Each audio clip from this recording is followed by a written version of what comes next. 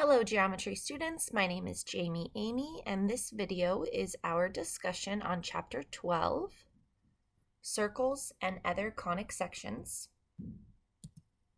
Starting with section 12.1, title is Circle Review and Tangent Lines. All right, parts of a circle. Circles have a center. You can see in this diagram that is labeled with a capital P, so that is a point. Circles have diameters. You can see in this diagram it is that blue segment. It passes through P. Endpoints are A and B. The radius would be half of the diameter. One endpoint of that segment is the center, and the other endpoint is on the circle. And if we're talking about a central angle, for example, this one, the one in this figure, is angle APC. It is called a central angle because its vertex is at the center of the circle. All right, in a plane, a circle is the set of all points equidistant from a given point called the center. So all of the points equidistant from that center make up this red circle. A diameter is a segment that contains the center of a circle and has both endpoints on the circle. That was this one. A radius is a segment that has one endpoint at the center and the other endpoint on the circle. This one here. Heads up for the radius. A lot of times we'll know the radius of a circle. Let's say it's like 2 units, but then it'll be over here, and you can remember to take that with you because all radius are congruent, so you can take the measure of 2 with you. Congruent circles have congruent radii. Okay, so if this given circle right there does in fact have a radius of 2 units, it's linear units, then any circle with a radius of 2 units would be congruent to that circle. And a central angle has a vertex that is the center of the circle. Coplanar circles that have the same center we call concentric circles. You can see a figure of 2 concentric circles there. They're in the same plane, hence the coplanar, and they have the same center.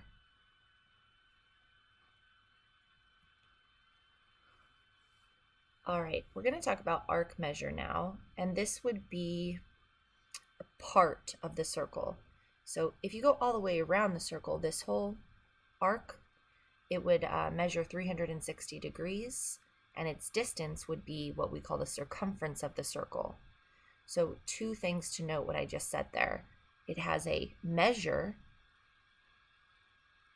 360 degrees, but it also has a distance.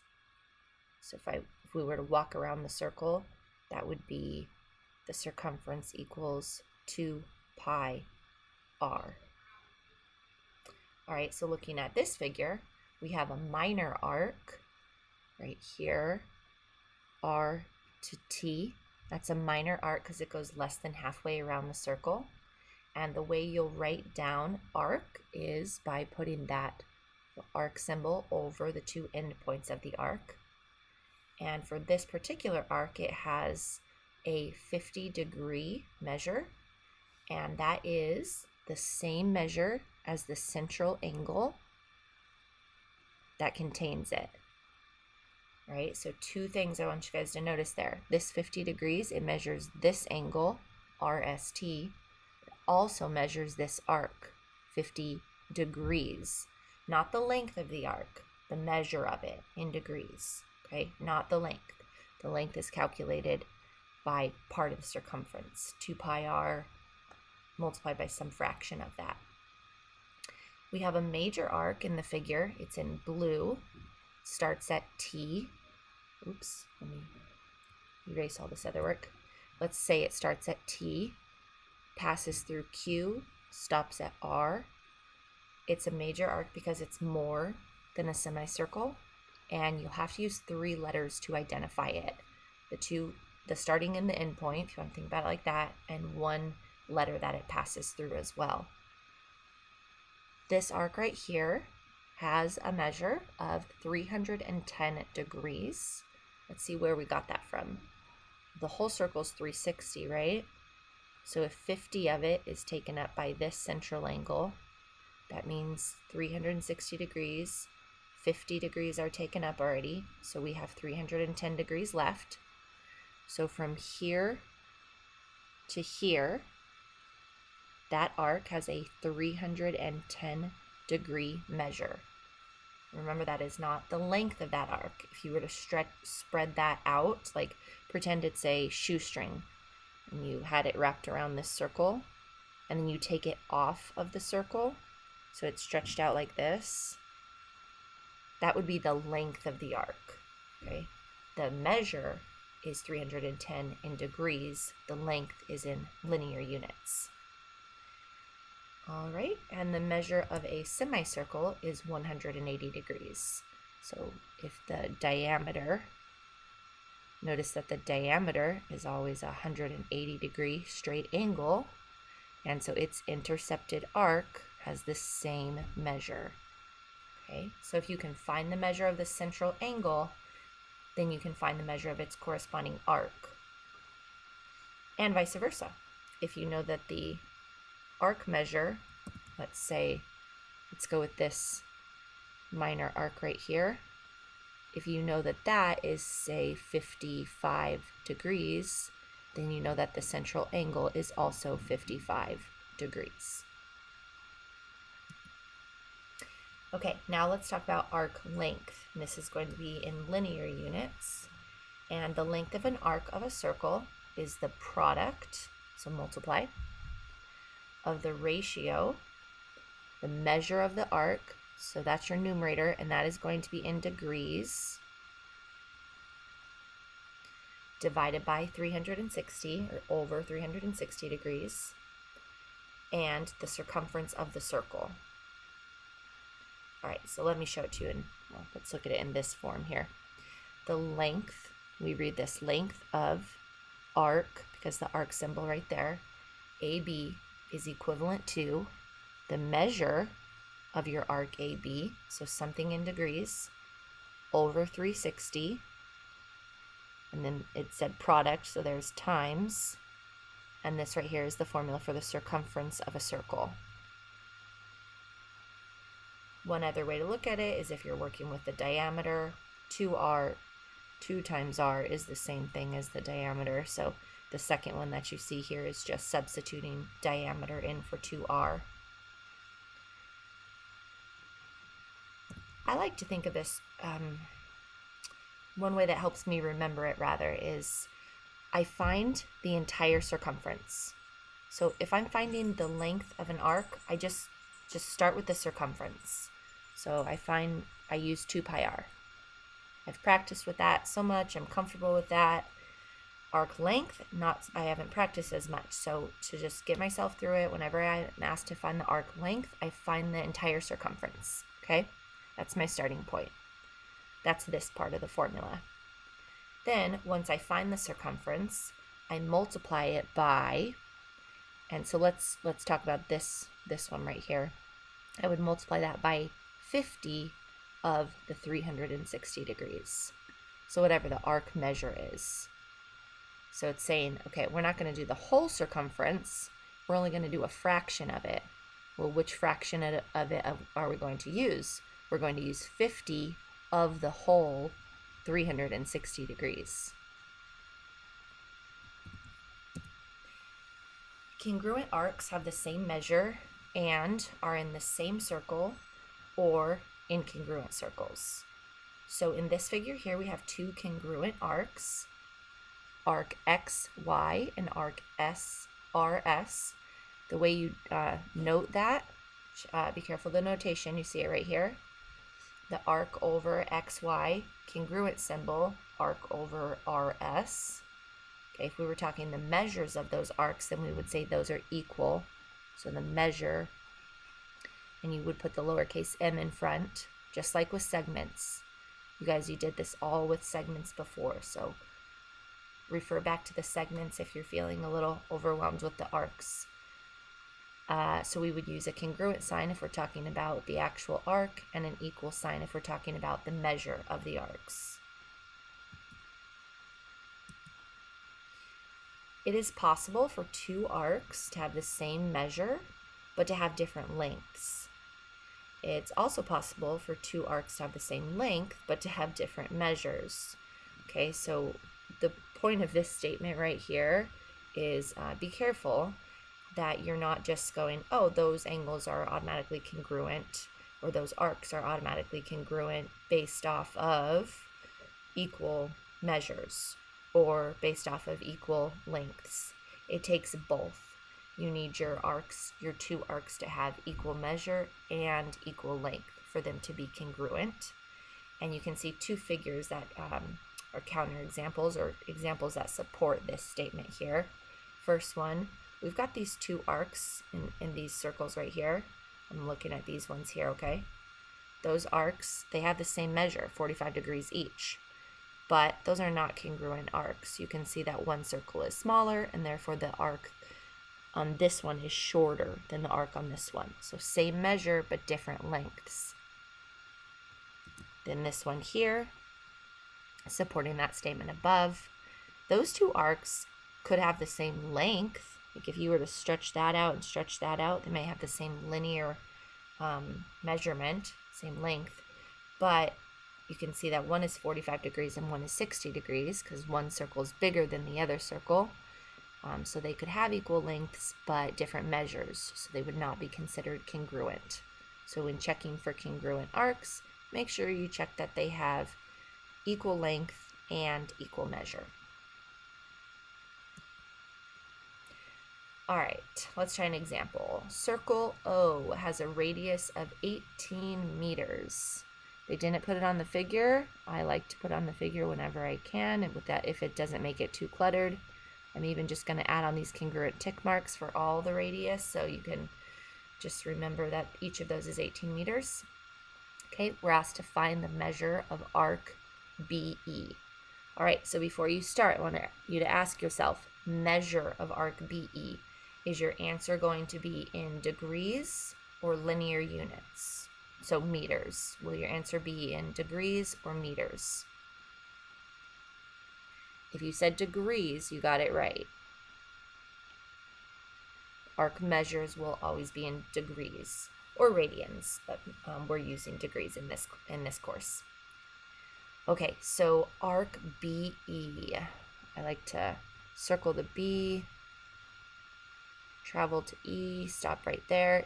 We know it's a minor arc. We know we don't go the other direction because it only gave us 2 letters. Had they want us to go the other direction, they would have given us 3 letters. Okay, so the measure of this arc right here is equal to the measure of the central angle that intercepts it. Think of it like a slice of pie. This measure right here, depending on how much you cut this part, this is how much like crust you'll get. And they're both measured in degrees. Let's see. Do we have enough information to find that in central angle measure? Let's see. We've got the 30. We've got the 35, but we're missing this piece right here. No problem though, because this is 90 degrees, which means this is also 90 degrees. So this central angle that we're interested in would be this 90 degrees plus 35 more. So take the 35 plus 90, so that central angle measures 70, 60, 70, 90. I'm just going to add the 60 right here. That central angle measures 125 degrees, which means that our arc, BE, measures 125 degrees. I think I said 125, right? Oh, part B wants us to find the measure of arc. This is going to be a major arc, so it's 3 letters, AED. So starting here at A, passing through E, stopping at D. Okay. Remember, figure assumption is allowed in this class. And this looks like a diameter. It is a diameter. It is a line, and it passes through this point. And so that is in fact a semicircle. So the measure of arc AED is 180 degrees. Okay, third one, part C. They want us to find the length of arc DEF. All right, D is here, passing through E, stopping at F. They didn't have to put that E. It's a minor arc, could have been described as just, or noted as just arc DF. It's okay to put the third, but it was not necessary. Okay, we're asked to find the length of it. Well, let's start with measure, okay? We've got 90 degrees here, and we've got 30 degrees there. So its central angle is 120 degrees. So this right here is 120 degrees. So my strategy, what I like to do is find the circumference of the circle first, and then I would multiply that by 120 over 360. Okay, circumference of the circle first is 2 pi times the radius, which is 18 meters. So the circumference of this circle in terms of pi is 36 pi meters. So then I take that 36 pi, that would be the length of the entire circle all the way around, but we're not interested in the whole circle, just a fraction of it. So multiply it by the fraction we're interested in, which is 120 of the 360 degrees. 36 is a numerator, 360 is a denominator, and they have a common factor, so we can reduce those.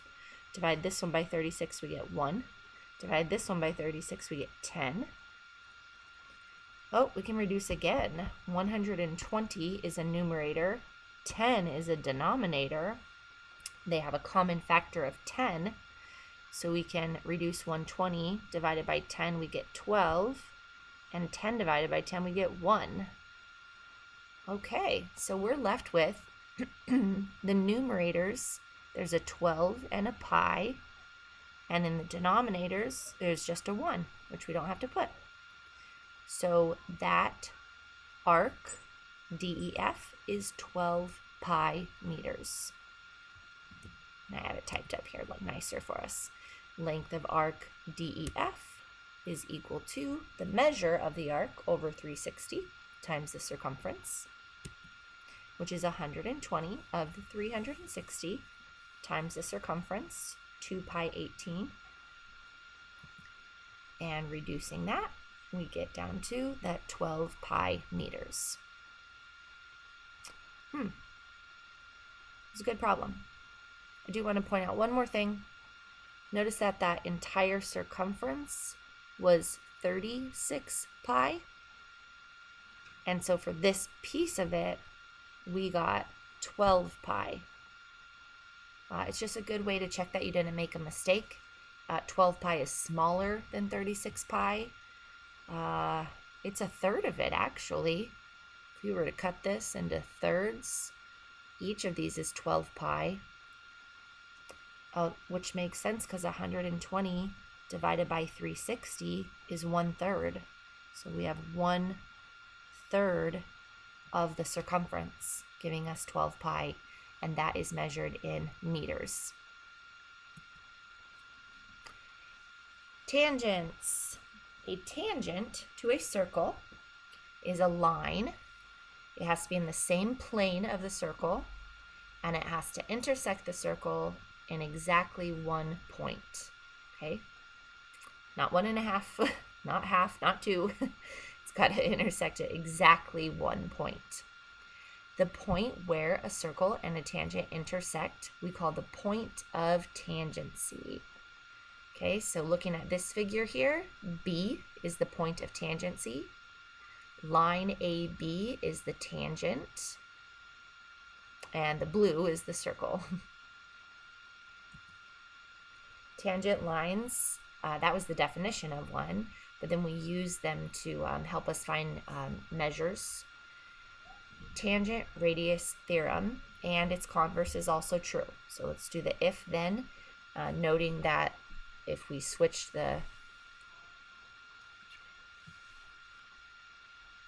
sorry, that was if we switch the hypothesis and the conclusion. So we're talking converse at that point. It is also true. So here we go. Hypothesis: if line AB is tangent to circle O at point P, then that line AB is perpendicular to this segment OP. So this right here is the radius, is one radius, a radii. Here is our tangent line, and this 90-degree marking is the result. And the converse is true. If you have that 90-degree marking, if those are in fact perpendicular, then you can say, oh, line AB is a tangent line then. Okay, so remember this theorem if you're ever asked, like, well, if you're ever asked, is that a tangent line? Because this theorem can help you to identify it as a tangent line or not. If this is perpendicular like that, and then you can revert back to this theorem and say, okay, AB that's required for it to be a tangent line. Finding angle measures. All right, we've got two segments, ML, that's right here, and we're talking about another segment here, MN, it's this segment. And we are told that they are tangent to circle O. Okay, so we weren't asked, are they tangent? They're telling us, okay, these are tangent lines. Because those are tangent, we already know a couple things about them. They're in the same plane as the circle. They intersect the circle at exactly 1 point. And remember what we learned from that last theorem is that this radii would intersect that tangent at a 90-degree angle. And same with this radii. It would intersect that tangent at a 90-degree angle. And that theorem is what's going to allow us to solve for the value of x, because what you want to do now is try not to focus on the circle so much anymore, but rather focus on that quadrilateral. The quadrilateral is constructed of two tangent segments and two radii, and we know that the interior angles of a convex quadrilateral always add up to 360 degrees. We can use substitution to plug in. We've got our 90, our unknown measure of angle x, another 90, 117, and that is equal to, I'll put the 360 here, it jumped on the other line. And if we combine like terms, we get 297 degrees plus the measure of angle m equals 360. Subtraction property of equality isolates the measure of angle m for us. It is 63 degrees. Erase all this. So that means that right here, this is a 63-degree angle. Okay. The central angle is 117, so we know that that arc is also 117 degrees. Any relationship between 117 and 63? I'm going to calculate it real quick. Just checking this out. Nope. All right. Finding a radius. What is the radius of circle C? Well, if you guys look at the picture, you probably can just point to it, what the radius of circle C is. It's right here, and there's another one. So what is the measure of that radius is what we need to find out. So they're the same. We know that because they're both radii. So they're congruent. And, well, we have a tangent line. We've got 90 degrees right there. So we could apply the Pythagorean theorem. This leg squared plus this leg squared will be equal to this hypotenuse squared. The hypotenuse can be represented by the expression x plus 8. So if we substitute the two legs and the x plus 8, it looks like this. And this is a good equation. You might think at first like, oh no, we don't have enough information.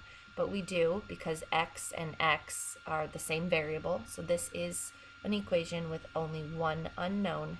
So we're able to solve it without a second equation or something else to assist us. Okay, this is a binomial, as you guys recall from your algebra skills. If we take our x plus 8 and square it or multiply it by itself, we're distributing all the terms. So we are left with x squared plus 16x plus 64, and that is equal to 144 plus x squared. Now this equation is no longer linear, it's quadratic because of the x squared term.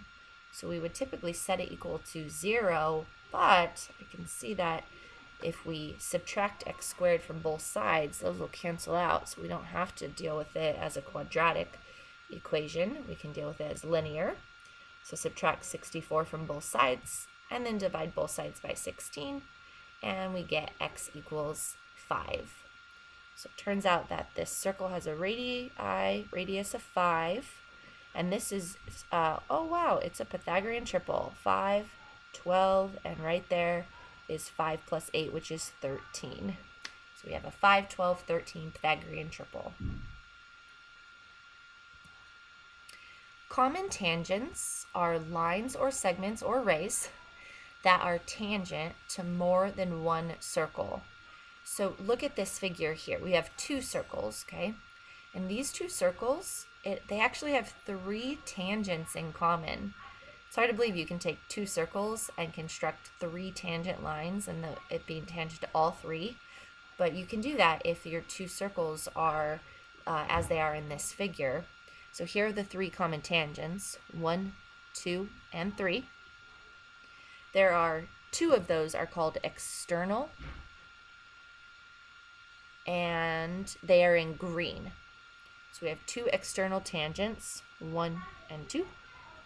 And one of them is called an internal, and that's the black one right here. And this is all possible when our circles are 2 externally tangent circles. So the circles have to be tangent to each other for us to have these 3 common tangents, like you see in the figure there. Okay, here we have 2 circles. They are tangent to each other. They have 1 point in common, but we call these 2 internally tangent circles because one's inside the other. So in this scenario, we've got 2 internally tangent circles. And in that case, we only have 1 common tangent. It's an external tangent. It is right here in green. And we have 0 internal tangent. Now these 2 circles are not tangent to each other. They don't intersect at all, so we have 0 common tangents. Congruent tangent segments theorem. If 2 tangent segments to a circle share a common end point outside of the circle, then the segments are congruent. So looking at this figure, look at ray B passing through A, ray B passing through C. We're told that they are both tangent to circle O, and they have 1 external point in common. It's external of the circle, okay? In that scenario, if all that's true, then this is also true, which is segment BA is congruent to segment BC. So let me erase all this other work. This distance is equal to this distance. So you could mark those off as equal like that. I kind of think of this one as an ice cream cone. If you change the orientation, it looks like this is like one of those sugar cones and then the ice cream on top. Oh, that doesn't look very good because it doesn't look tangent. I have to make less ice cream. It's supposed to go like that. So this side of the cone and this side of the cone are the same equal measure. All right, finding tangent segment lengths. If line AC and line AB are tangent to circle D, find the value of x. Okay, so we are applying the theorem from the last slide. If you think about it as the ice cream theorem, that's fine. But we have two tangent lines that have one external point in common, which means that segment BA, this right here, is congruent to segment CA. So they have equal measure. So this single tick mark, this single tick mark, so we can set those two expressions equal to each other. So there we have AC congruent to AB. That means the measure of AC is equal to the measure of AB. And that allows us to substitute x squared and 10x minus 9. Now this one, we're going to have to set equal to 0. No way to cancel out that quadratic term of x squared. So move everything over to one side, have it set equal to 0. Then factor it. That trinomial factors into x1 minus 9 and x minus 1. And then we have to use the zero product property. So we have to set this one equal to 0 and this one equal to 0. One of them's got to be 0. It's the only way to multiply two things together and get 0.